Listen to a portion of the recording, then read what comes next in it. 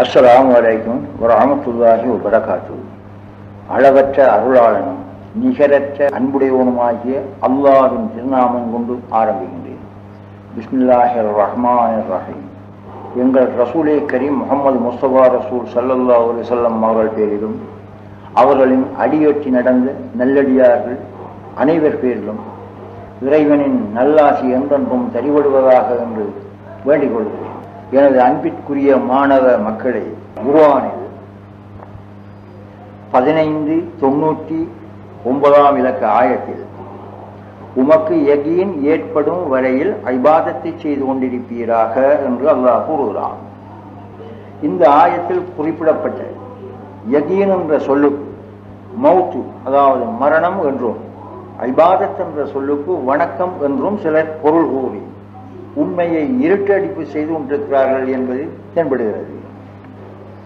இந்த குர்ஆனில் இடம்பெறுகிற 1599 ஆயத்தில், நாம் காட்டிய இந்த 1599 ஆயத்தில் யகீன் என்ற சொல்லுக்கு மரணம் என்றும் இபாதத் என்ற சொல்லுக்கு வணக்கம் என்றும் பொருள் கொள்வது குர்ஆனையும் ஹதீஸ்களையும் இருட்டடிப்பு செய்யும் குஃப்ருவாகவும் மன்கூல் மஹ்கூலுக்கு விரோதமாகவும், அதாவது சிந்தித்து ஆராயும் உண்மையான யுக்திக்கு முரணாயும் வேத ஆதாரங்களுக்கு முரணாயும் அமைந்திருக்கிறது. யகீன் என்ற சொல் குர்ஆனில் சில இடங்களில் தனிச்சொல்லாகவும் இன்னும் சில இடங்களில் வேற்று சொற்களோடு பிணைத்தும் தரப்பட்டிருக்கிறது. இந்த சொற்கள் குர்ஆனில் மொத்தம், அதாவது யகீன் என்ற இந்த சொல் குர்ஆனில் மொத்தம் 32 இடங்களில் பாதிக்கப்பட்டிருக்கிறது.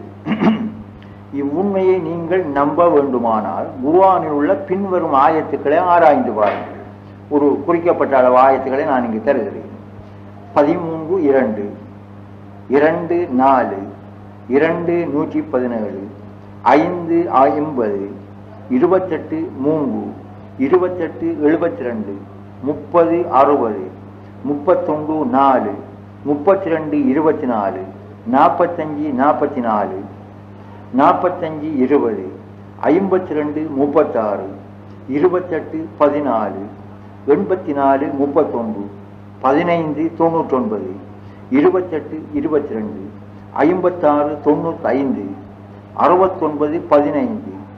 28:14, 84:31, 15:99, 28:22, 56:95, 69:15, 84:48, 102:5, 102:8, 4:158, 32:12, 6:85, 26:24, 44:8, 51:20, 45:32. இந்த 32 ஆயத்துக்களின் படி குர்ஆனில் எவ்விடத்திலும் யகீன் என்ற சொல் மரணம் என்ற பொருளில் பாவிக்கப்படவே இல்லை. இதே போல ஹதீஸ்களிலும் யகீன் என்ற சொல் மரணம் என்ற பொருளில் பாவிக்கப்படவே இல்லை. எனவே முன்னூறான முபஷிரீன்களில் பலர் அவருடைய அறிவீனத்தால் தௌஹீதை ஏற்றுக்கொள்ள முடியாமையினால் குர்ஆனை மூடி மறைக்க முற்பட்டார்கள் என்பதை அறிவுள்ள நாம் சிந்தித்து ஒப்புக்கொள்ள வேண்டியது அவசியமாக. இந்த ஆயத்தில் யகீன் என்று கூறப்பட்ட உறுதி என்பது மௌத்துத்தான் என்பதை விளக்குவதற்காக ஒரு சில தவறான மழுப்பல் வியாக்கியானங்களை கொடுக்கிறார்கள். அதாவது மௌத்து என்பது நிச்சயமான உண்மையாய் இருப்பதால் உறுதி என்பதும் யகீன் என்பதும் மௌத்தேதான் என்று கூறுகிறார்கள்.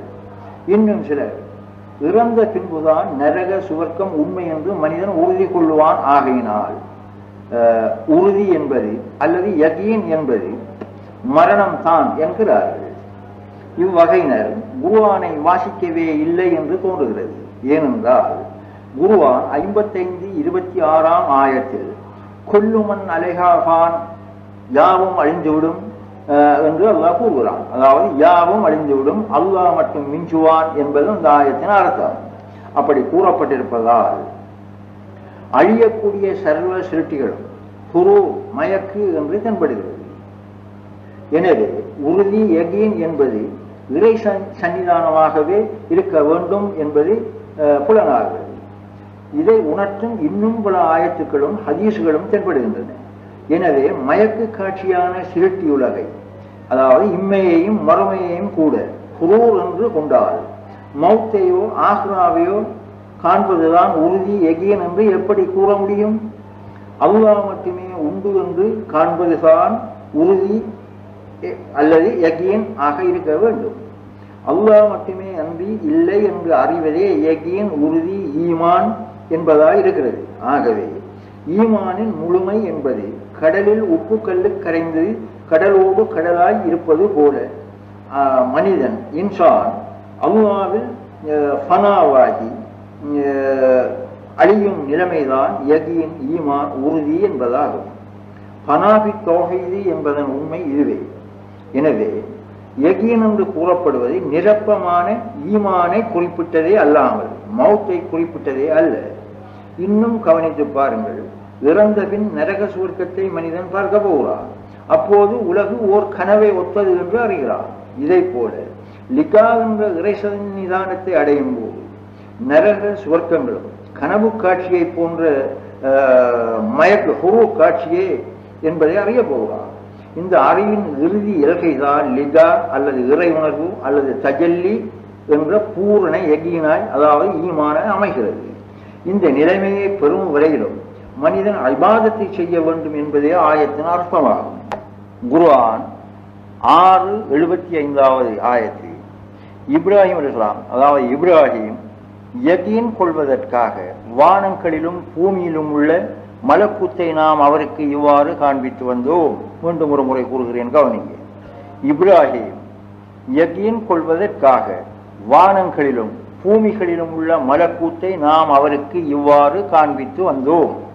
இந்த ஆயத்தில் உள்ள யகீன் என்ற சொல்லுக்கு மரணம், மௌத்து, இறப்பு என்று நாம் பொருள் கொள்ள முடியுமா? இப்ராஹிம் அலைஹிஸ்ஸலாம் அவர்களை மௌத்தாக்குவதற்காகவே அதாவது யகீனுக்காகவே மலக்கூத்தை காட்டினான் என்று கூற முடியுமா? அப்படி பொருள் கூறுபவன் குர்ஆனை கொண்டே குர்ஆனை விளங்குதல் என்ற முதலாவது வழியை கூட தெரிந்து கொள்ளாத புரட்டல்வாதியே ஆவான். சிறிது சிந்தனை செய்து பாருங்கள். மனிதன் பெரும்பாலும் உடலை வாழ வைக்கவே உலகில் முயற்சி செய்கிறான். ஆனால் இறுதியில் அவன் அந்த உடலை இழக்கிறான். யகீன் ஏற்பட்ட பிறகு தான் தன் உடலை வெறும் சூரத்தென்றும் தான் உடலுக்காக வாழ்ந்த வாழ்க்கை மயக்கு என்றும் அவன் அறிய போகிறான். இவ்வித மகிழ்ச்சியிலிருந்து மனிதன் விடுபடுவதற்காகவே இறைவன் ஒரு கொள்கையையும் அதை அமுல்படுத்தும் உபாயங்கள் நிறைந்த முழுமை பெற்ற ஒரு வேதத்தையும் அருளியிருக்கிறான். மனிதன் குறிக்கோளை மறந்து விடுவதனால் அவனுடைய உடலுக்குரிய இம்மை வாழ்வும் ஆத்மாவுக்குரிய மறுமை வாழ்வும் பாழ்பட்டு விடுகிறது. எனவே முதலில் அவனுக்கு தன் குறிக்கோளை உணர்த்த வேண்டியது அவசியமாயிற்று. ஆகையால் தான் இஸ்லாத்தின் முதல் கடமையாக கலிமாவை கொண்டு ஈமான் கொள்ளும்படி மனிதனுக்கு அல்லாஹ் அறிவித்திருக்கிறான்.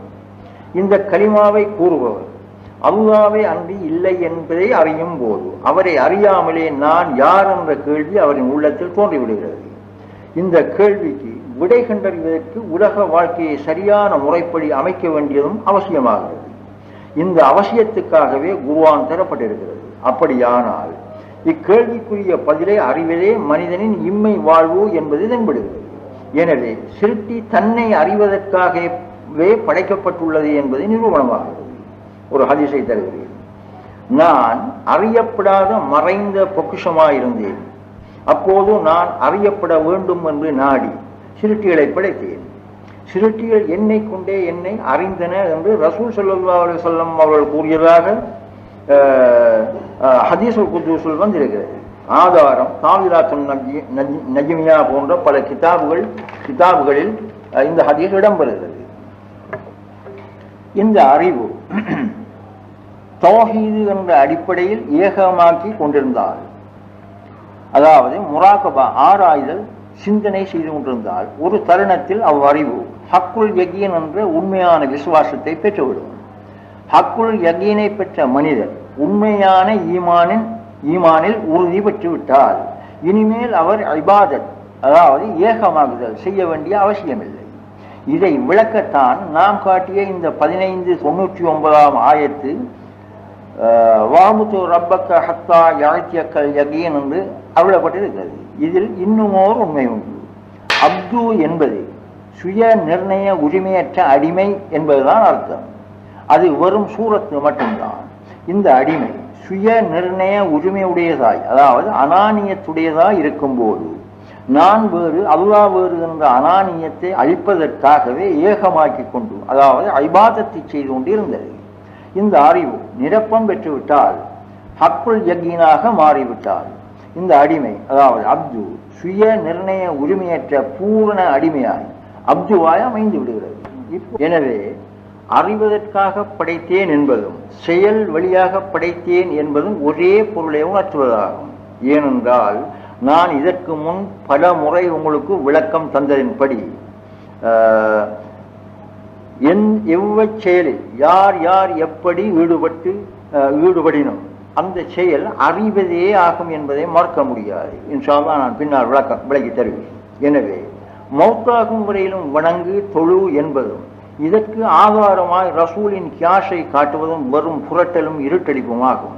இந்த புரட்டல் குர்ஆன் ஹதீஸ் என்ற மகக்கூலுக்கும் உண்மையான யுக்தி என்ற மண்கூலுக்கும் நேர் முரணான குபுருவாகும். அறிவுடையவருக்கு இந்த சிறு விவரமே போதுமானது. ஆனால் உங்களில் உள்ள கொஞ்சம் அறிவு குறைந்தவர்களும் தெளிவாக இதை விளங்க வேண்டும் என்பதற்காக இன்னும் கொஞ்சம் தருகிறேன். அதாவது ஐபாதத் என்ற சொல் குர்ஆனில் ஒருமைப்படுத்தல் ஏகமாக்கல் என்ற பொருளிலேயே பாவிக்கப்பட்டிருக்கிறது என்பதை, ஹதீஸ்களிலும் இந்த சொல் அதே பொருளிலேயே பாவிக்கப்பட்டுள்ளது என்பதை நீங்கள் ஒப்புக்கொள்ள வேண்டுமானால் நான் இங்கு தரும் குர்ஆன் ஆயத்துக்களை ஆராய்ந்து பாருங்கள். அதாவது இந்த ஐபாதத் என்ற சொல் சம்பந்தமாக குர்ஆனில் 275 இடங்களில் 275 ஆயத்துக்களில் தரப்பட்டிருக்கிறது. ஆனால் நான் அவற்றில் சிலவற்றை மட்டும், சில ஆயத்துக்களின் இலக்கங்களை மட்டுமே இங்கு தருகிறேன். 2 207, 3 15, 3 20, 3 30, 7 194, 21 26, 25 63, 36 30, 37 40, 37 74, 37 128, 37 160, 37 169, 40 31, 40 44, 40 84, 43 19, 44 18,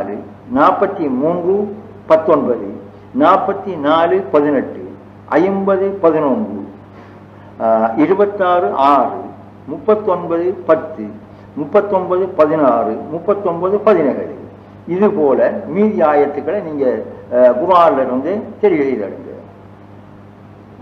இந்த ஆயத்துக்களில் அப்து, இபாதத், ஆபிது என்ற சொற்கள் முறையே அப்து என்றால் அடிமை என்ற பொருளிலும், இபாதத் என்றால் அடிமையில் வெளியாகும் ஏகமாய் அறிதல் என்ற செயலிலும், ஆபிது என்றால் ஏகமாய் அறிய முயல்பவர், அதாவது இபாதத்தை செய்பவர் என்ற பொருளிலும் தான் கூறப்பட்டிருக்கிறது.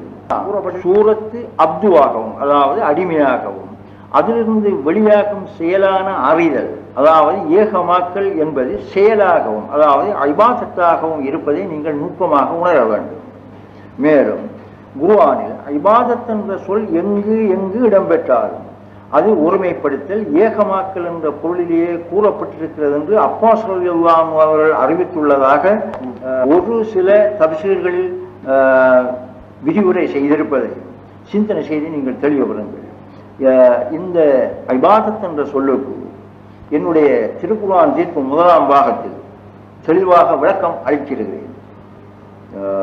இப்போ குர்ஆன் 51 56, வமா ஹலகத்துல் ஜின்ன வல் இன்ஸ இல்லா லியஅபுதூன், அதாவது இதை கருத்து அறிவதற்காகவே அன்றி ஜின்களையும் மனிதர்களையும் நான் சிருஷ்டிக்கவில்லை.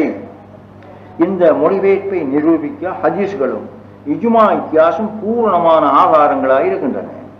இதற்கு ஆதாரமான ஒரு ஹதீஸ் நான் முன்பு கூறினேன். வணங்குவதற்காகவே சிருஷ்டித்தான் என்பதற்கு எவ்வித ஆதாரங்களுமே கிடையாது. அப்படி பொருள் கொள்வது அறியாமைதான். மன்கூல் மகக்கூல் என்ற பிரமாணங்களின்படி அறிதல் ஏகமாய் காணுதல் என்பதே இபாதத் என்ற சொல்லின் உண்மையான அர்த்தமாகும். இவ்வித இபாதத்தை செய்பவரே ஆபிது என்பவர். இபாதத்துக்கு இஹ்லாஸ் அவசியம். அதாவது ஏகாக்கிர சித்தம் அல்லது மன ஒரு வழிபாடு மிக அவசியம்.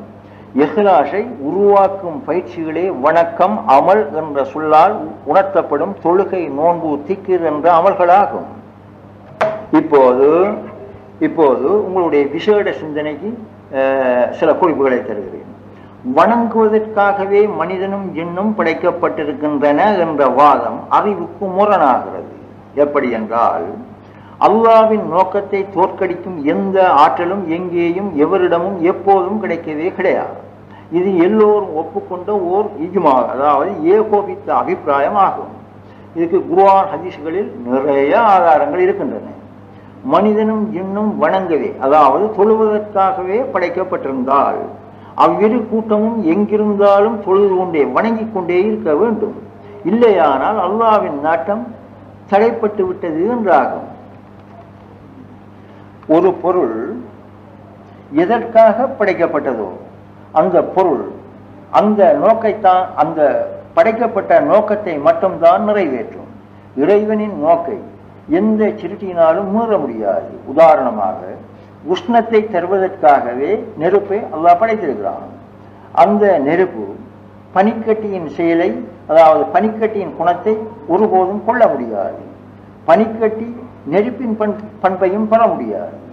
இது இயற்கையின் நியதி, அதாவது கவாக்கதிர் ஆகும்.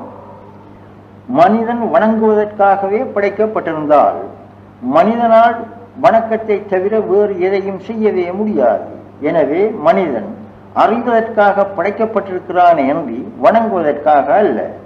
அவன் வணங்குவதற்காகவே படைக்கப்பட்டிருந்தால் நரக சுவர்க்கங்களில் கூட அவன் வணங்கி கொண்டுதான் இருக்க வேண்டும். மனிதனும் ஜின்னும் மௌத்தாகும் வரையிலும் வணங்க வேண்டும் என்றால் மௌத்துக்கு பின் வணக்கம் கிடையாது என்பது தென்படுகிறது. நரக சுவர்க்கத்தில் உள்ளோர் தொழுகை நடாத்துவதில்லை என்பது உண்மை. மனுவும் ஜின்னும் இறந்த பிறகும் நரகிலோ சுவர்க்கத்திலோ மனுவாயும் ஜின்னாயும் தான் வாழப்போகிறார்கள். அப்படியானால் உலகில் தொழுவதற்காகவும் மறுமையில் தொழாமல் இருந்து இன்ப துன்பத்தை அனுபவிப்பதற்காகவும் தான் படைக்கப்பட்டிருக்க வேண்டும். இப்படி 1599வது ஆயத்து எமக்கு பொருள் தருகிறதா? இல்லை. மனுவையும் ஜின்னையும் இபாதத் செய்வதற்காகவே படைத்திருப்பதால் தான் ஆயத்து விளக்கம் தருகிறது. அந்த ஆயத்து கூறுவதுதான் உண்மை என்றால், மனிதனும் ஜின்னும் எங்கே இருந்தாலும், எத்தனை கோடா கோடி யுகாயுகங்கள் வாழ்ந்தாலும் அவை இபாதத்தை செய்து கொண்டுதான் இருக்க வேண்டும். அப்படித்தான் செய்து கொண்டிருக்கின்றனவா? ஆம். மனிதனும் ஜின்னும் எங்கெங்கே எவ்வளவு காலம் இருந்தாலும் இபாதத்தை செய்து கொண்டுதான் இருக்கின்றன.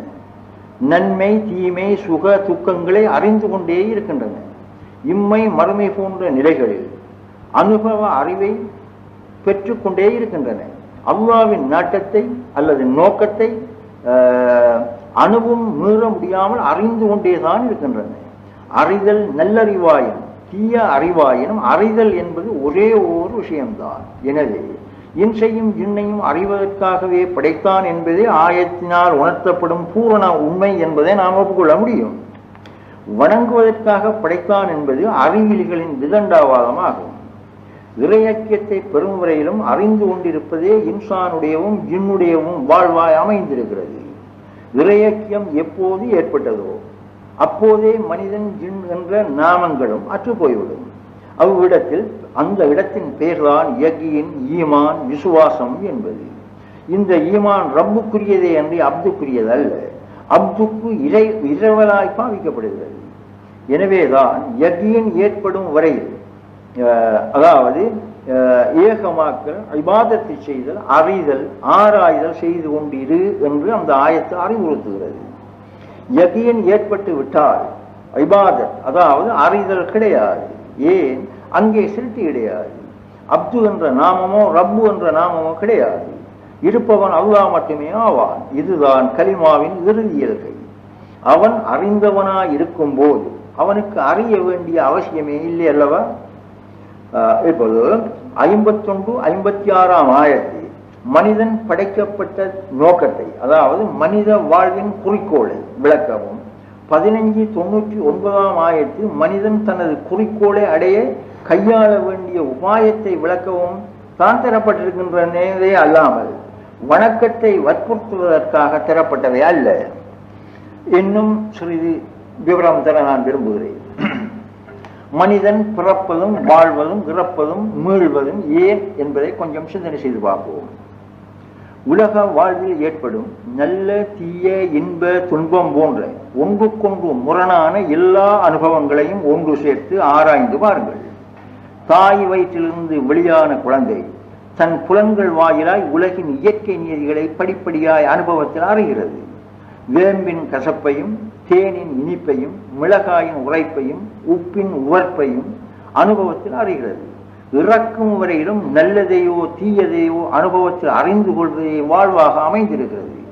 மனிதன் எங்கே எந்த நிலைமையில் எவ்வேளையில் இருந்து கொண்டிருந்தாலும் அறிவது, அதாவது அனுபவத்தில் கண்டறிவதுதான் அவன் குறிக்கோளாக வாழ்வாக அமைந்திருப்பதை நாம் சிந்தனை செய்து தெளிவு பெற வேண்டும். ஆனால் இனிப்பை விரும்பும் மனிதன் கசப்பை வெறுக்கிறான், இன்பத்தை விரும்பும் மனிதன் துன்பத்தை வெறுக்கிறான். இது மனிதனின் பழக்க வழக்கத்தினால், நூற்கல்வியறிவினால், மனோ இச்சையினால் ஏற்படும் விளைவாகும்.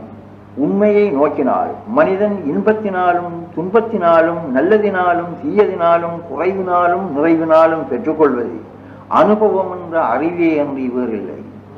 ஆழ்துயில் நிலையில் கூட அனுபவ அறிவே அன்றி வேறில்லை. பைத்தியக்காரன் வாழ்வாயிருந்தாலும் கூட அவ்வாழ்வு அனுபவ அறிவே அன்றி வேறில்லை. இறப்பு என்பதும் அனுபவ அறிவே அன்றி வேறில்லை.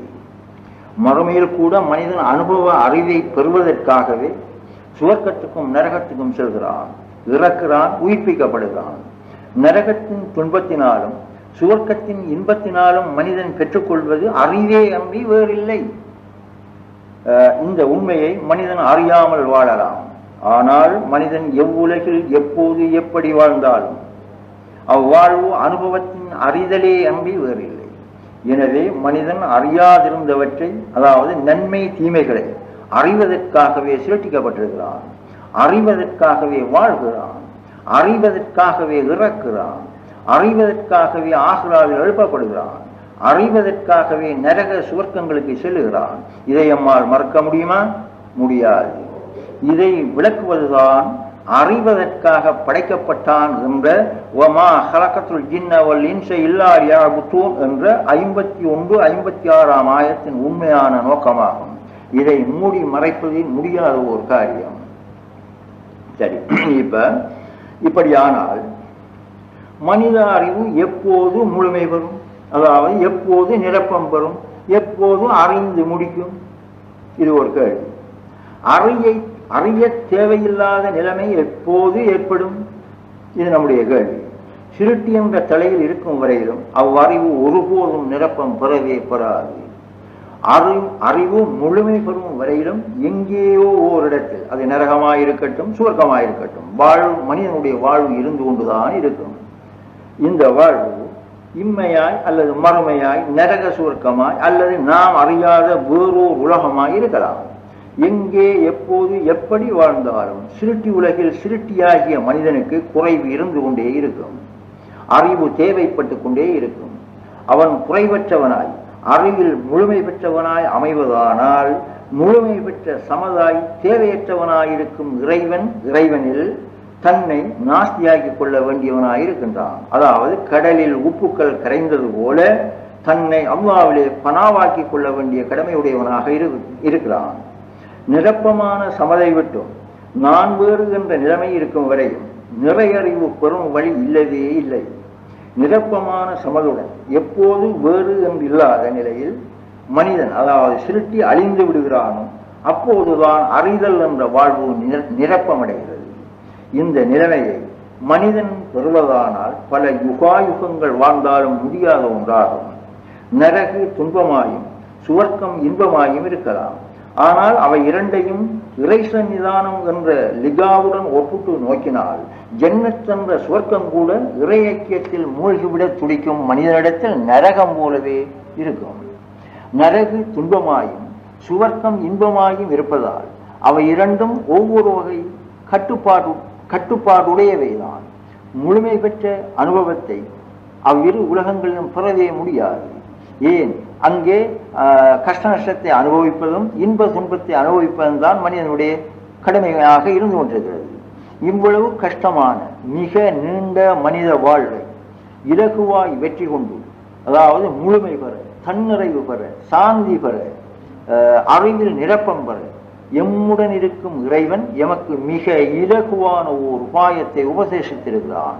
இந்த உபாயத்தை முறைப்படி கையாளும் மனிதன் ஒரு சில நாளிலோ அல்லது மிக குறுகிய ஒரு குறிப்பிட்ட காலத்திலோ தன்னிறைவு, அதாவது அறிய வேண்டாத நிலைமையை பெற்று விடுவான்.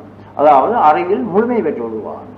நிறைவு பெறாத மழை துளி நிறைவு பெற்ற கடலுடன் சங்கமமாகி தன் சூரத்தையும் கட்டுப்பாட்டையும் இழந்து கடலாகவே அமைந்து விடுவது போல மனிதனும் இறைவன் என்ற கடலில் சங்கமாகி விடுகிறான். இதற்குரிய உபாயம் என்ன என்பதை விளக்குவதே நாம் காட்டிய 1599 ஆயத்து அருளப்பட்ட நோக்கமாகும். அதாவது யகீன், விசுவாசம், உறுதி ஏற்படும் வரையிலும் இபாதத் செய்து கொண்டிருப்பீராக என்பதே அதன் சரியான அர்த்தமாகும். ஈமான் என்பது ரப்புக்குரியது. அவனுக்கு மூமீன் என்று ஒரு பெயர் உண்டு. இந்த ஈமானில் உறுதி பெறும் வரையிலும், நிரப்பம் பெறும் வரையிலும், இறையக்கியம் கிட்டும் வரையிலும், இறைவனை அன்றி நான் ஒரு தனி உஜூத் அல்ல என்ற நம்பிக்கை உறுதியடையும் வரையிலும், அனானியத் அழியும் வரையிலும் ஏகமாக்கி கொண்டிருப்பீராக என்பது ஆயத்தின் உண்மையான விளக்கமாகும். பல கோடி வருடங்கள் வாழ்ந்தாலும் பெற்றுக்கொள்ள முடியாத தன்னிறைவை, அதாவது முழுமையை, கமாலியத்தை மிக குறுகிய காலத்தில் இவ்வுலகிலேயே பெற்றுக்கொள்ள முடியும் என்பதை இந்த ஆயத்து மூலம் இறைவன் விளக்குகிறான். அதற்குரிய உபாயம் முராகபா, இபாதத், ஆராய்தல் செய்வதே என்றும் விளக்கியிருக்கிறான். இவ்வளவு பகிரங்கமான ஓர் உண்மையை மூடி மறைத்துவிட்டு பல கோடி மக்களை நரகுக்கு அழைத்து செல்வது என்றால் இது பாரதூரமான ஒரு குற்றம் அல்லவா? தன் அற்ப சுயநலத்துக்காக அல்லது அறிவீனத்தை கொண்டு பாடுபட்டு தானும் தன்னை பின்பற்றிய பல கோடி மக்களும் பல கோடி வருடங்கள் இன்ப துன்பம் என்ற தீச்சுவாலையில் வீழ்ந்து கொண்டிருப்பதானால் இந்த புரட்டல்வாதியை நாம் எப்படி வர்ணிப்பது? இவனையும் இவனை பின்பற்றிய மக்களையும் நரகுக்கு அழைத்தது எது? இறைவேதத்தை புரட்டி இருட்டடிப்பு செய்த அடாத செயல்தான் அது. இந்த 1599 ஆயத்தில் தொழுகையை உறுதிப்படுத்துவதற்காக அருளப்பட்டதல்ல. அதற்கு வேறு பல ஆயத்துக்கள் குர்ஆனில் சுமார் 70 இடங்களில் இடம்பெறுகின்றன. அறிவில் நிரப்பம் பெற, இறை ஐக்கியத்தை பெற, ஈமானில் உறுதி பெற, சிருட்டி என்ற தலையிலிருந்தும் விடுபட எவ்வகை உபாயத்தை கையாள வேண்டும் என்பதை விளக்குவதற்காகவே இறைவன் இவ்வாயத்தை அருளியிருக்கிறான்.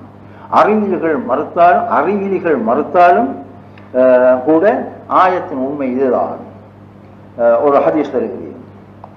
ஈமான் என்பது முற்றாக யகீனாக இருக்கும். ஆகையால் இந்த யகீன் உண்டாக வேண்டிய எத்தனத்தை கற்றுணர்ந்து பின்பு இருதயத்தில் பதிக்க வேண்டிய வாசலை திறக்கவும் என்று ரசூல் ஸல்லல்லாஹு அலைஹி வஸல்லம் அவர்கள் கூறியிருப்பதாக பல ஹதீஸ்கள் இடம்பெறுகின்றன. ஏறக்குறைய எல்லா ஹதீஸ் கிதாபுகளிலும் இந்த ஹதீஸ் இடம்பெறுகிறது. ஆராயும் அறிவுள்ள மக்களுக்கு இன்னும் ஓரளவு நான் சொல்ல விரும்புகிறேன். தொழுகை விஷயத்தில், அதாவது வணக்கம் என்ற விஷயத்தில் இன்சும் ஜின்னும் மட்டுமே தனி உரிமை பாராட்ட முடியாது. நாம் காட்டிய 51, 56 ஆயத்தில் மனிதனையும் ஜின்னையும் மட்டுமே கூறப்பட்டிருக்கிறது. வேறு எந்த ஒரு ஜீவ பிராணியையும் கூறப்படவே இல்லை. மனிதனும் ஜின்னுமே வணங்குவதற்காக படைக்கப்பட்டிருந்தால் மற்றும் ஜீவராசிகள் வணங்குவதற்காக அல்ல என்றே ஆகும். அதாவது சலாத் என்ற தொழுகையை செய்வதற்காக படைக்கப்படவில்லை என்றும் அவை வணங்கும் முறையை, அதாவது தொழும் முறையை அறியாதனவையாய் இருக்கின்றன என்றும் கூற வேண்டி நேரிடும். இது குர்ஆனுக்கு மாறாய் அமைகிறது. எப்படி என்றால் குர்ஆன் 24:41 வானங்களிலும் பூமியிலும் உள்ளவைகளும் மத்தியில் உள்ள பட்சிகளும் இறக்கைகளை விரித்த வண்ணமாக அல்லாஹ்வை நிச்சயமாக துதி செய்து கொண்டிருக்கின்றன என்பதை நீர் காணவில்லையா? இவை யாவும் தாங்கள் துதி செய்து, அதாவது தஸ்பீஹ் செய்து வணங்க வேண்டிய முறையை, அதாவது தொழ வேண்டிய முறையை நிச்சயமாக அறிந்தே இருக்கின்றன. அல்லாவும் அவை செய்பவைகளை நன்கு அறிந்து கொள்கிறான். இந்த ஆயத்தில் மனிதனும் ஜின்னும் அல்லாத பிற சிருட்டிகளும், அதாவது பறவைகளும் கூட தஸ்பீஹ் செய்து கொண்டும் சலாத் என்ற தொழுகையை நிறைவேற்றி கொண்டும் தான் இருக்கின்றன என்பது தென்படுகிறது. இந்த ஆயத்தில் வணக்கத்தை, அதாவது பட்சிகளுடைய வணக்கத்தை, தொழுகையை குறிப்பிடுவதற்காக சலாத் என்ற சொல்லே பாவிக்கப்பட்டிருக்கிறது. இபாதத் என்ற சொல் பாவிக்கப்படவே இல்லை. தொழுகை என்ற வணக்கத்தை குறிப்பிட குர்ஆனில் 103 இடங்களில் சலாத் என்ற சொல் பாவிக்கப்பட்டிருக்கிறது. இபாதத் என்ற சொல் 275 இடங்களில் பாவிக்கப்பட்டுள்ளது என்று நான் முன்பே கூறினேன். எனவே சலாத் என்ற வணக்க முறையில் மனிதனும் ஜின்னும் மட்டுமன்றி சர்வ சிருஷ்டிகளும், அதாவது இயங்குவன இயங்காதனையாவும் மண் கல்லை போன்ற இயங்காத பொருட்கள் கூட சமமாய்த்தான் இருக்கின்றன. இதில் மனிதனுக்கும் ஜின்னுக்கும் தனி உரிமை கிடைக்கவே கிடையாது. தஸ்பீஹை, வணக்கம், சலாத்து இன்சுக்கும் ஜின்னுக்கும் மட்டுமல்லாமல் சர்வ சிருஷ்டிக்கும் பொதுவானது. மனிதனும் ஜின்னும் மற்றும் சிருஷ்டிகளை விட்டு வேறுபடுவது தஸ்பீஹினாலோ தொழுகை என்ற வணக்கத்தினாலோ அல்ல. மனிதனும் ஜின்னும் பிற சிருஷ்டிகளை விட்டு வேறுபடுவது அறிவினால் தான். இந்த அறிவுதான் இபாதத்தாய் இருக்கிறது. தவறான வழியில் செல்லும் முஸ்ரீக்கின் வாழ்வு கூட அறிந்து கொள்வதாகவே அமைந்திருப்பதை நீங்கள் சிந்தனை செய்து தெளிவு பெற வேண்டும். இறை நாட்டத்தை, அதாவது இறைவனால் படைக்கப்பட்ட நோக்கத்தை மீற முடியாமல் தான் முஸ்ரீக்கும் வாழ்கிறான், மூமியனும் வாழ்கிறான். ஆகவே தொழுவதற்காக, வணங்குவதற்காகவே மனிதனும் ஜின்னும் படைக்கப்பட்டன என்பது வெறும் கற்பனையாயும் புரட்டலாயும் இருக்கிறது. மதத்தின் பேரால் மக்களை தமது ஆதிக்கத்தின் கட்டுப்படுத்த ஒரு சிலர் கையாண்ட யூகம்தான் இந்த புரட்டல். நாம் மேலே காட்டிய 51, 56, 15, 99 இலக்க ஆயத்துக்களுக்கு நாம் கூறியதே உண்மை பொருளாய் இருப்பினும் மக்களுடைய நன்மையை கருதி அவ்வாயத்துக்களில் உள்ள இபாதத் என்ற சொல்லுக்கு வணக்கம் என்றும், யகீன் என்ற சொல்லுக்கு மரணம், அதாவது மௌத்து என்றும் பொருள் கூறுவதே பொருத்தம் என்றும் ஒரு சாரார் கருதுகிறார்கள். இது எவ்வளவு பெரிய அறிவீனம் என்பதை நோக்குங்கள். மனிதன் இகபர வாழ்வில் வெற்றி பெற சாந்தியடைய உள்ள ஒரே ஒரு வழி அறிவை பெறுவதே என்பதை அறிந்த இறைவன் தான் அறிவதற்காகவே படைத்தேன் என்று கூறுகிறான். இதை நாம் பிழையாய் காண்பதானால் எம்மை அல்லாவாயும் அல்லாவை குறையறிவுள்ள சிருட்டியாயும் காண்கிறோம் என்பதுதானே அதன் அர்த்தம். வணங்குவதால் மட்டும் மனிதன் இம்மை மறுமை பயன்களை பெற முடியாது. உலக மக்கள் இன்ப துன்பங்களை நிலையானவை என்று எண்ணும் மயக்கினால் தான் இன்று உலக விவகாரங்களில் சொல்லொண்ணாத அளவு இன்னல்களை அடைந்து கொண்டிருக்கின்றார்கள். மக்கள் அனுஷ்டானங்கள் ஒவ்வொருவராய் இருப்பினும் அவரவருக்கு தெரிந்த வகையில் வணங்கி கொண்டுதான் இருக்கிறார்கள். ஆயினும் சாந்தி சமாதானம் எங்கே என்று தேடிக்கொண்டிருக்கிறார்கள். இறைவனால் அறிவிக்கப்பட்ட சாந்தி சமாதானத்தை ஏற்படுத்தும் வழியை அடைத்துவிட்டு தங்களுடைய அறிவீனத்தினால் மறுத்துவிட்டு இன்னலுக்குரிய வழியை நாம் திறந்து கொள்கிறோம் என்றால் எம் அறிவை எப்படி எடை போடுவது? மனிதர்களின் நன்மைக்காக செய்கிறோம் என்பது போலி நியாயமாகும். மனிதனும் விலங்கினத்தைச் சேர்ந்த ஓர் விலங்குதான். இவன் விலங்குகளோடு விலங்காய் வாழாமல் விலங்கின் சுபாவத்தை தன் நோக்கத்துக்கு ஏற்றபடி பயன்படுத்தி மனிதன் என்ற விசேஷ சிருஷ்டியாய் வாழ்வதானால் அவனுக்கு விலங்கினத்துக்கு இல்லாத விசேஷ அறிவு மிக மிக அவசியமாகும். அதுவே இபாதத் அறிதல் என்பது. இது இரு வகைப்படும்.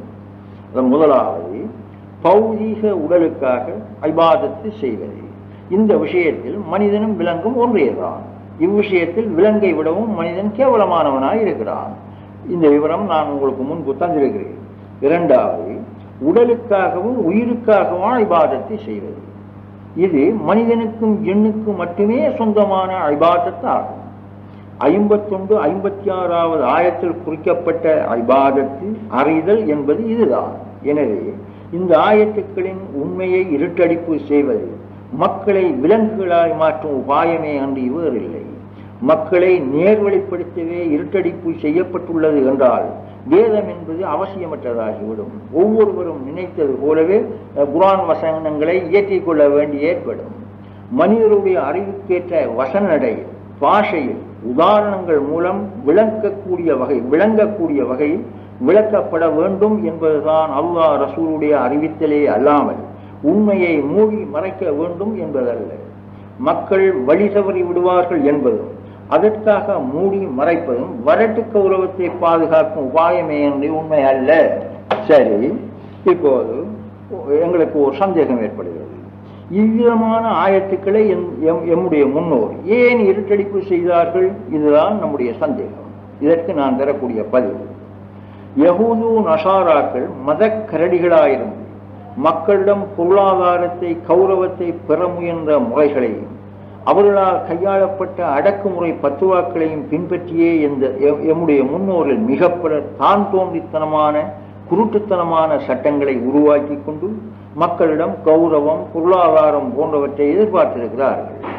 மக்கள் குர்ஆனுடைய விஷயத்தில் விழிப்படைந்து விட்டால் தமது தொழில் கௌரவம் பாழாய்விடும் என்பதற்காக இருட்டடிப்பு செய்திருக்கிறார்கள். இருட்டடிப்பு வெளியாக கூடாது என்பதற்காக உண்மையை வெளிப்படுத்த முனைந்த மக்களுக்கு காபீர் முர்த்தத் என்ற பட்டங்களை சூட்டி அவர்களை மக்களிடத்தில் செல்லா காசாக மாற்றியிருக்கிறார்கள். மக்கள் இவ்விஷயத்தை உணரவிடக் கூடாது என்பதே அவருடைய முழு நோக்கமாக இருந்திருக்கிறது. மார்க்கத்தில் பலாத்காரம் இல்லை என்று குர்ஆன் விளக்கிக் கொண்டிருக்கும் போதும் குர்ஆனை உண்மையின் அடிப்படையில் ஆதாரங்களோடு விளக்கும் ஓர் உண்மைவாதியை கொன்றொழிக்க பலாத்கார செயல்களை கையாளுகிறார் என்றால் இவர்களை மதக்கரடிகள் என்று இங்கர்சால் வில்லியம் மூர் போன்றோர் கூறுவதில் என்ன தவறு இருக்கிறது? இருட்டடிப்பு செய்தோர் மக்களை மதமென்ற கேடயத்தை கொண்டு அடக்கி தங்களுடைய கட்டளைகளை நிறைவேற்ற செய்கிறார்கள். எனவே வரட்டு கௌரவத்துக்காக வாழும் வழிகாட்டிகளை விட்டு விலகி கட்சி பற்றில்லாத உண்மையான தெளிந்த அறிவுடன் குர்ஆன் ஹதீஸ்களை ஆராய்ந்துதான் நாம் உண்மையை கண்டறிய வேண்டியதாக இருக்கிறது. வரட்டு கௌரவத்தை எடுத்துக்கொண்ட அறிவிலிகளே கலிமாவுக்கு வலிந்துரை கொண்டிருக்கிறார்கள் என்பதை நான் பலமுறை கூறியிருக்கிறேன். முன்பு காட்டிய குர்ஆன் 51, 56, 15, 99 ஆகிய இரு ஆயத்துக்களையும் ஒரு சாரார் ஏன் இருட்டடிப்பு செய்தார்கள் என்பதை இங்கே குறுகலாக காண்போம். இந்த ஆயத்துக்களை இருட்டடிப்பு செய்வதற்கு இரண்டு காரணங்கள் தென்படுகின்றன. ஒன்று, முதலாவது, யகீன் இபாதத் என்ற இரு சொற்களையும் ஆராய்வு செய்யாத தற்போதுள்ள உலமாக்கள் பெரும்பாலும் தபிசுர் விதிவிடையாளர்களை நம்பி அதை விடாப்பிடியாய் பிடித்துக் கொண்டிருப்பது, அதாவது முன்னோரை குருட்டுத்தனமாய் பின்பற்றி சென்று கொண்டிருப்பதாகும். இரண்டாவது, எம் முன்னோரில் உள்ள மதக்கரடிகள், அதாவது மக்களை தங்களின் கட்டுப்பாட்டின் கீழ் வைத்துக் கொள்வதற்கும் தங்கள் வருமானத்தை செல்வாக்கை பெருக்கிக் கொள்வதற்குமாகவே இவ்விரு ஆயத்துக்களையும் புரட்டியிருக்கிறார்கள். அதாவது தொழுகையை கேடயமாய் கொள்ளாவிட்டால் தங்கள் செல்வாக்கை காப்பாற்ற முடியாது என்று நம்பினார்கள்.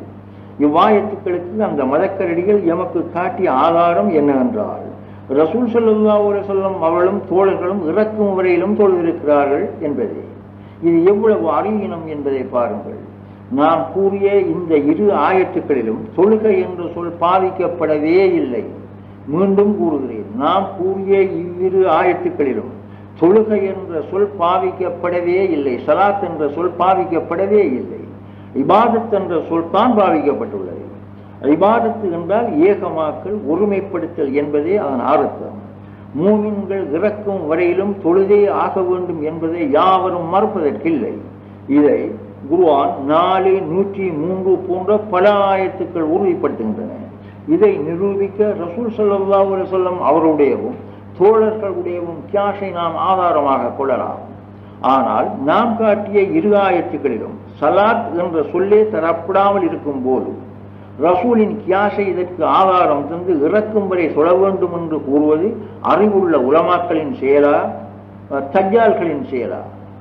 மனிதன் இவ்வித புரட்டல் மொழிபெயர்ப்புகளை காணும் போது நான் தொழுது கொண்டால் தீனில் நிலைப்பட்டு விட்டேன் என்ற முடிவுக்கு வந்து விடுகிறான்.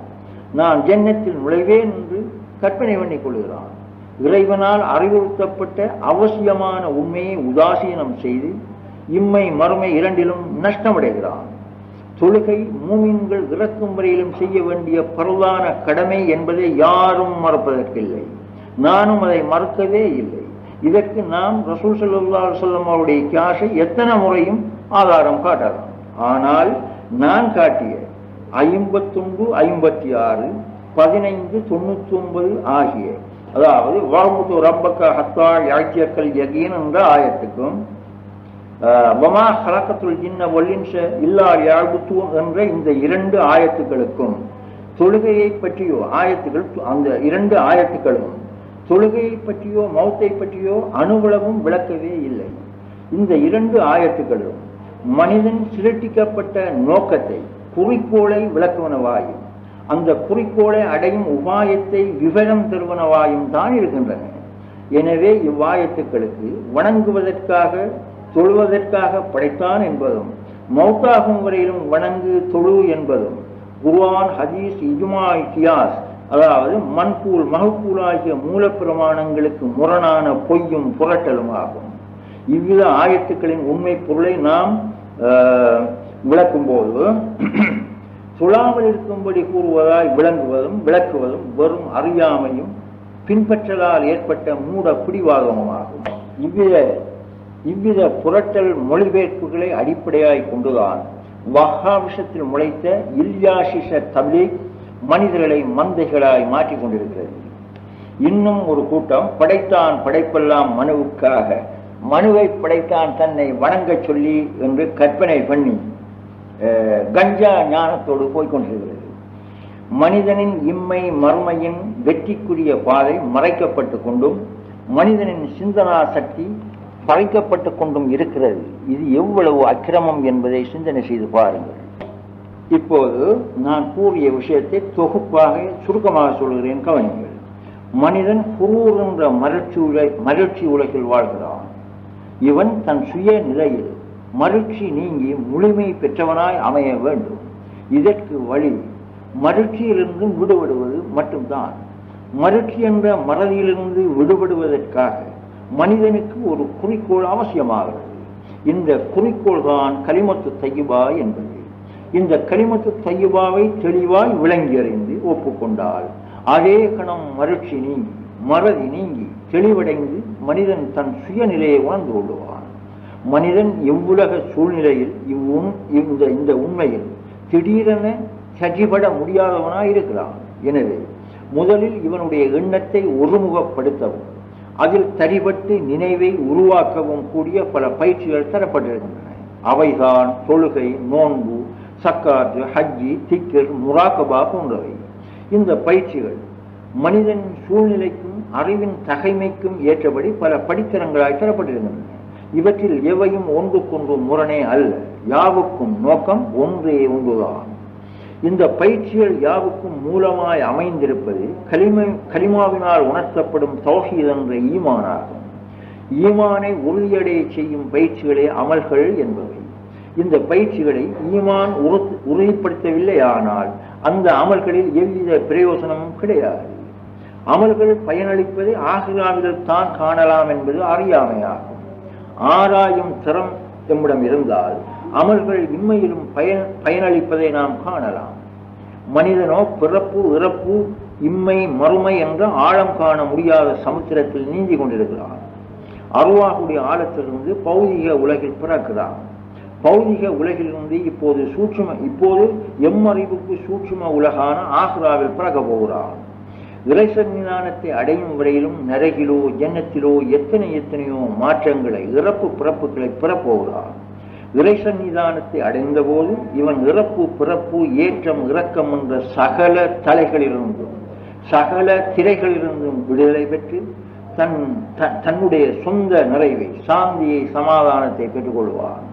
இதுவே லிகா, அதாவது தஜல்லி, இறை உணர்வு என்று கூறப்படுகிறது. இது இறைவன் சொந்த அனுபவம் என்று கூறுவதை தவிர நான் வேறு எதுவும் கூறுவதற்கில்லை. இந்த பிறக்கரிய பேற்றை நாம் இம்மையிலேயே பெற வேண்டும். ஆனால் குர்ஆன் ஹதீஸ்களை சுய சிந்தனையுடன் ஆராய்ந்து கலிமாவின் உண்மையோடு ஒன்றி வாழ வேண்டியது கட்டாய கடமையாகும். அலட்சியம் செய்வோர் அல்லல்பட நேரிடலாம். மனிதனும் ஜின்னும் பிறப்பதும் வாழ்வதும் இறப்பதும் மறுமையில் எழுப்பப்படுவதும் நரக சுவர்க்கத்தில் பிரவேசிப்பதும் அறிவதற்காகத்தான். அமல்களுக்கு ஈமான் ஷரத்தாக இருக்கிறது. ஈமானை உறுதிப்படுத்தும் நோக்கில்லாத எந்த ஓர் அமலும் பிரயோசனம் தராது என்பதை நான் மீண்டும் உங்களுக்கு நினைவுறுத்தி வைக்க விரும்புகிறேன். இப்போது உலமாக்களுடைய பெரும்பாலான உலமாக்களுடைய இன்னொரு திருவிளையாடலை நான் உங்களுக்கு வெளிப்படுத்தி தர விரும்புகிறேன். அதாவது குர்ஆனை விளங்கி தெளிவு பெறுவதற்கு 5 வழிகள் உள்ளன என்பது நூலறிவு மூலம் ஏறக்குறைய எல்லா மக்களுக்கும் தெரிந்த ஒரு. இந்த 5 வழிகளையும் கண்டறிய நுண்ணறிவு அவசியமாகிறது. ஆனால் எம் உலமாக்களில் பலர் பகுத்தறிவை கொண்டு குர்ஆனை விளங்க முடியாது என்று சுமார் 1400 வருடங்களாக கூறிக்கொண்டும் எழுதி கொண்டு இருக்கிறார்கள்.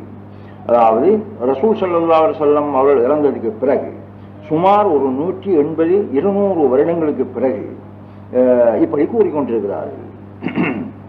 யுக்தியின்படி குர்ஆனுக்கு பொருள் கொள்வது நரகத்தை தன் இருப்பிடமாக்கிக் கொள்வதாகும் என்று ஹதீசுகளை கொண்டு அவர்கள் வலியுறுத்துகிறார்கள். ஆனால் குர்ஆனோ சுமார் 340 இடங்களில் குர்ஆனை ஆராயும்படியும் சிந்திக்கும்படியும் வற்புறுத்தி கொண்டிருக்கிறது. குர்ஆனின் கூற்றிற்கும் உலமாக்களின் கூற்றிற்கும் இடையில் நேர் விரோதம் தென்படுகிறது. பகுத்தறிவை கொண்டே அன்றி மனிதனால் ஆராய சிந்திக்க முடியாது. பகுத்தறிவுக்கு ஒத்துக்கொள்ளாத அல்லது விளங்காத ஒன்றை இறைவன் வேதமாக அனுப்பினால் அதை பகுத்தறிவுடைய மனிதன் எப்படி கடைபிடிக்க முடியும்? அரபு பாஷையில் தான் குர்ஆனை விளங்கலாம், ஒப்புக்கொள்ளலாம் என்றால் அதையும் ஏற்க முடியாது. ஏனென்றால் யஹூது நசாராக்கள் அரபு பாஷையை தாய்ப்பாஷையாய் கொண்டோர், அரபு பாஷையில் பண்டிதர்களாய் பட்டம் பெற்றோர் பல 1,00,000 பேர் இருக்கிறார்கள். ஆனால் குர்ஆனை விளங்கி அவர்கள் ஈமான் கொள்ளவில்லையே. எனவே உலமாக்கள் கூறுகிற விஷயத்தையும் குர்ஆன் கூறுகிற விஷயத்தையும் நாம் தெளிவாய் விளங்கிக் கொள்ளாமல் நாம் எடுத்துக்கொண்ட விஷயத்தை விளங்க முடியாது. அறிவு ஒப்புக்கொள்ளாத எந்த ஒரு விஷயத்தையும் மனிதனால் ஒப்புக்கொள்ள முடியாது. ஆதலால் முதலில் எம் உலமாக்களில் பலர் கூறுகிற யுக்தி என்பது என்ன என்பதை ஓரளவு விளங்கிக் கொண்டு அதன் பின் குர்ஆனை விளங்கும் 5 வழிகளை இன்ஷா அல்லாஹ் இன்னொரு நேரத்தில் விளக்கி தருவேன். குர்ஆன் 32:13 நாம் விரும்பியிருந்தால் ஒவ்வொரு மனிதனுக்கும் நேரான வழியில் செல்லக்கூடிய அறிவை கொடுத்திருப்போம். எனினும் ஜின்களையும் மனிதர்களையும் கொண்டு நிச்சயமாக நரகத்தை நிரப்புவோம் என்ற நம்முடைய தீர்ப்பு ஏற்பட்டுவிட்டது. இந்த ஆயத்தின்படி நேர்பாதையில் செல்ல அறிவு தேவை என்பதும் அதற்கு இறை வழிகாட்டல் அதாவது ஹிதாயத்து அவசியம் என்பதும் தென்படுகிறது. நேர்பாதையை விளக்குவதே குர்ஆன் என்பது. நேர்பாதையை விளங்குவதற்கு அறிவு தேவை என்றால் அறிவில்லாத மனிதன் தவறான பாதையில் செல்வான் என்பதே அதன் அர்த்தம். நாம் குர்ஆனை நம்புவதா உலமாக்களின் பேச்சை நம்புவதா? இப்போது உலமாக்கள் காட்டுகிற ஹதீஸை இங்கே நான் தருகிறேன். ஹதீஸ்: எவர் திருமறைக்கு தம் நோக்கப்படி விளக்கம் கூறுகிறாரோ அவர் சரியாக கூறியிருந்த போதிலும் நிச்சயமாக அவர் குற்றவாளியே ஆவார் என்று ரசூல் ஸல்லல்லாஹு அலைஹி வஸல்லம் அவர்கள் கூறினார்கள். இதை அறிவிப்பவர் ஜுந்துப் ரலியல்லாஹு அன்ஹு. ஆதாரம் அபூ தாவூத், திர்மிதி. இன்னொரு ஹதீஸை தருகிறேன். ஹதீஸ்: கல்வி ஞானமின்றி திருக்குர்ஆனுக்கு விளக்கம் கூறுபவன் நரகத்தை தன் இருப்பிடமாக்கி கொள்ளவும் என்று ரசூல் ஸல்லல்லாஹு அலைஹி வஸல்லம் அவர்கள் கூறினார்கள். அறிவிப்பவர் இப்னு அப்பாஸ் ரலியல்லாஹு அன்ஹு. ஆதாரம் திர்மிதி. இவ்வகையான ஹதீஸ்கள் எல்லாம் ஒரே விஷயத்தை தான் வலியுறுத்துகின்றன.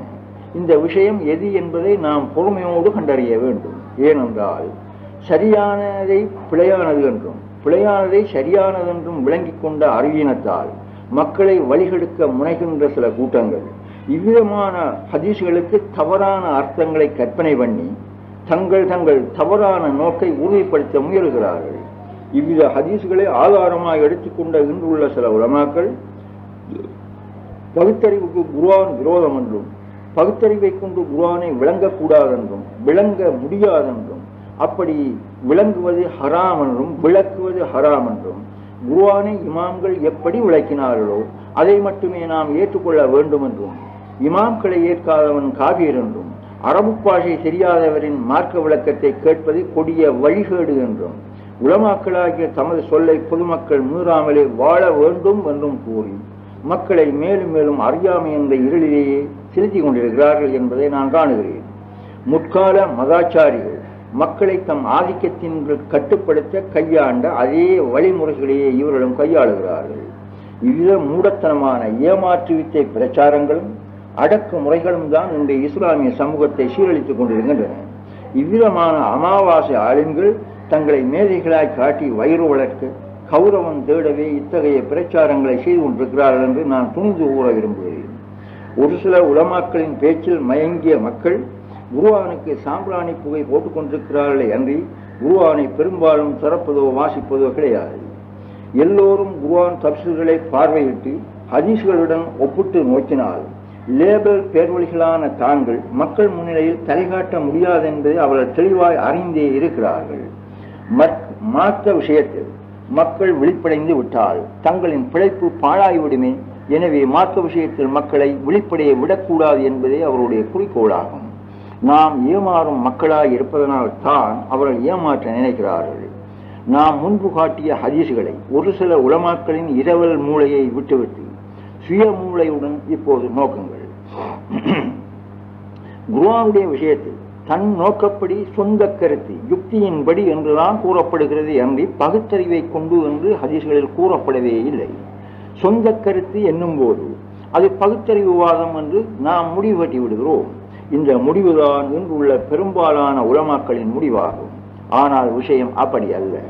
பகுத்தறிவு ஒன்றே ஒன்று ஆயினும் அந்த அறிவு தீர்ப்பு கட்ட நிலைமை வெவ்வேறாயிருக்கிறது. பகுத்தறிவு உண்மையில் தீர்ப்பு கட்டுவதே இல்லை.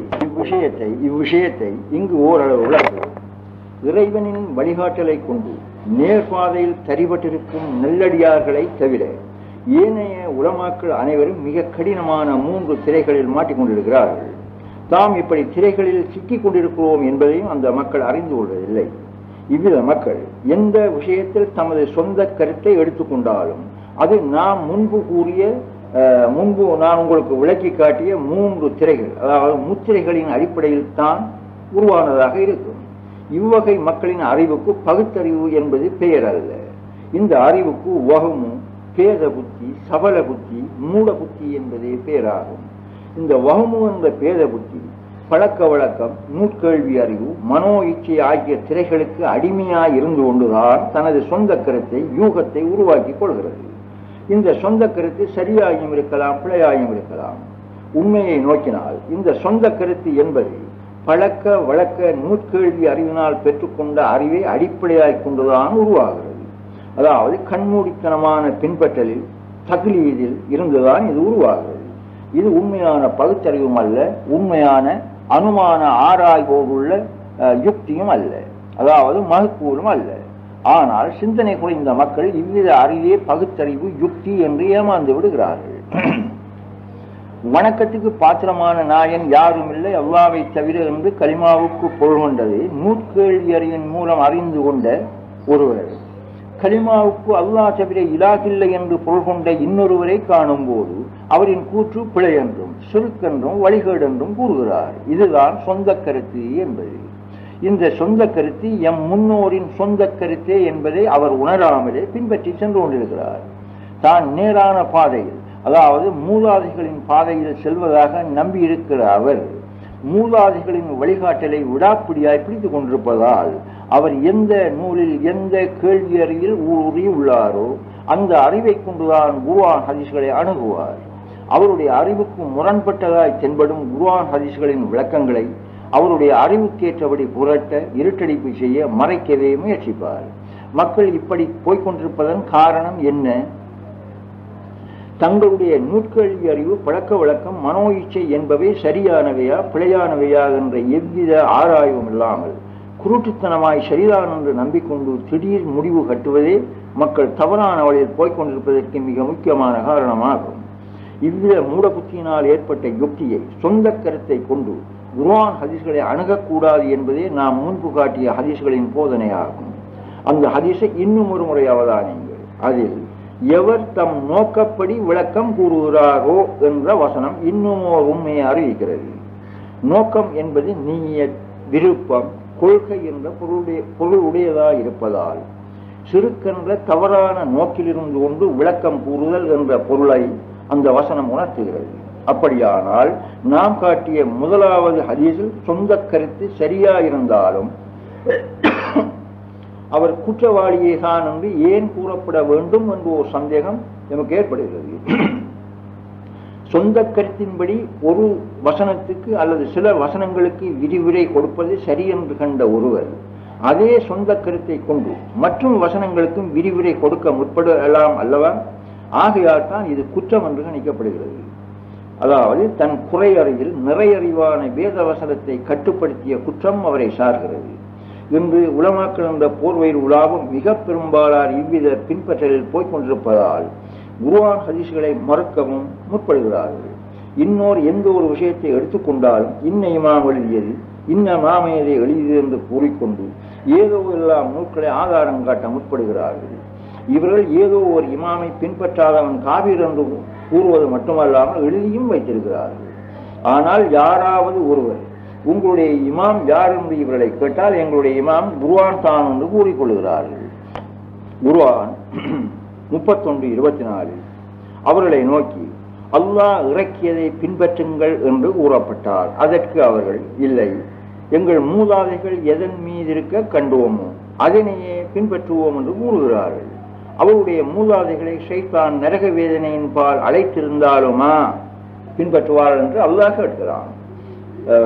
இதுபோல 5, 104, 4, 69 போன்ற வசனங்களை நீங்கள் எடுத்து சிந்தனை செய்யுங்கள்.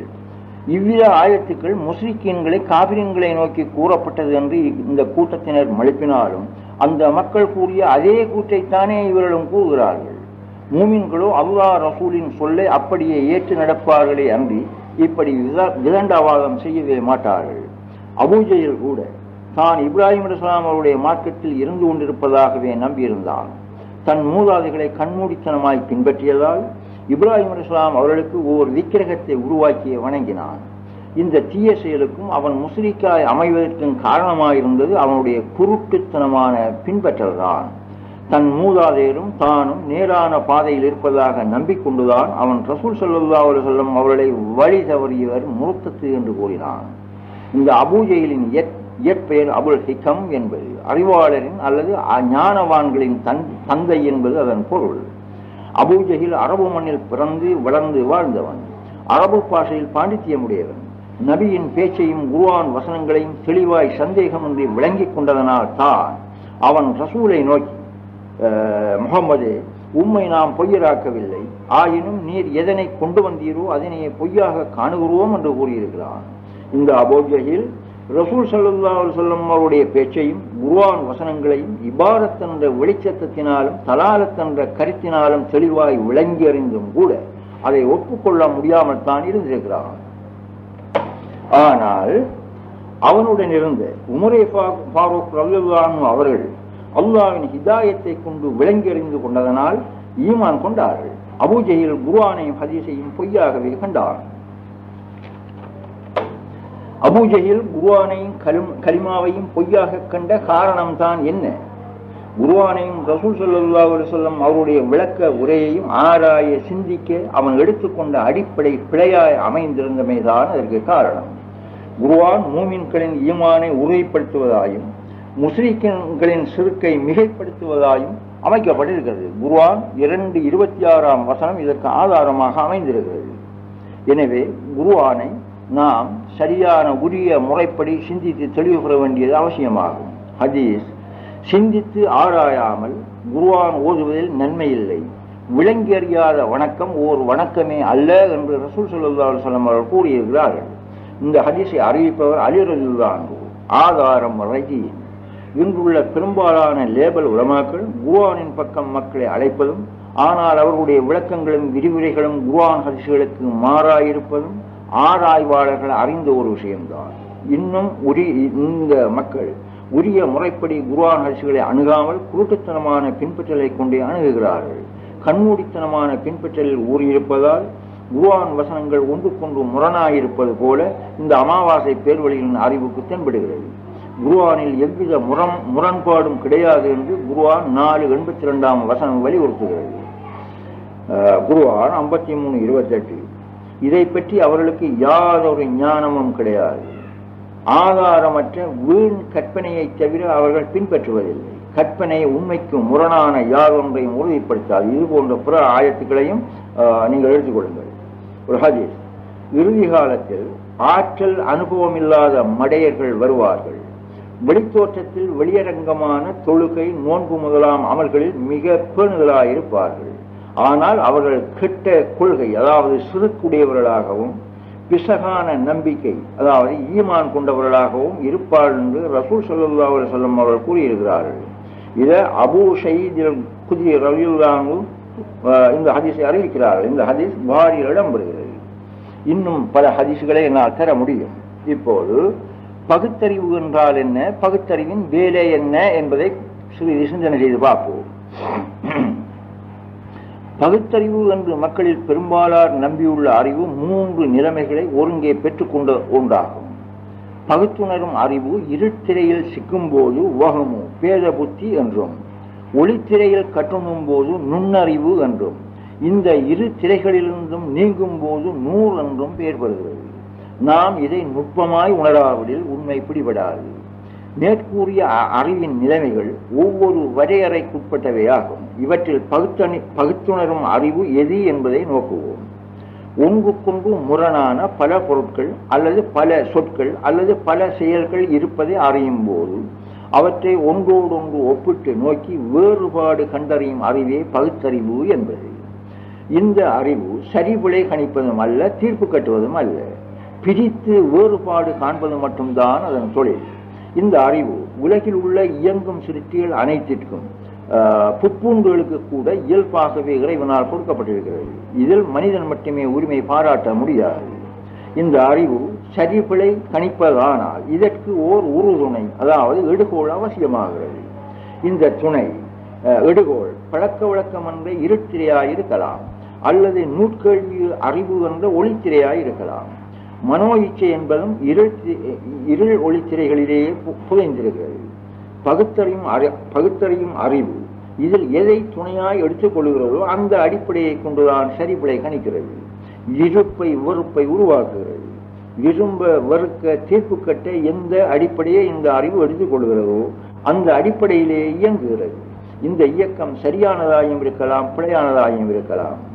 எனவே அறிவு விளக்கம் பெறாத மூட மக்களின் உருட்டு பிறட்டுகளில் ஏமாறாமல், ஆதாரமற்ற மகிழ்ச்சி பேச்சுகளில் மயங்காமல், குர்ஆன் ஹதீஸ்களை ஆராய்ந்து தெளிவு பெற்று இம்மை மறுமைக்குரிய சகல பாக்கியங்களையும் பெறும்படி நான் உங்களை கேட்டுக்கொள்வதோடு எனது பேச்சை முடிக்கிறேன். இறைவன் நம் எல்லோருக்கும் இன்னருள் பாலிப்பானாக. ஆமீன். அஸ்ஸலாமு அலைக்கும் வரஹ்மத்துல்லாஹி வபரகாத்துஹு.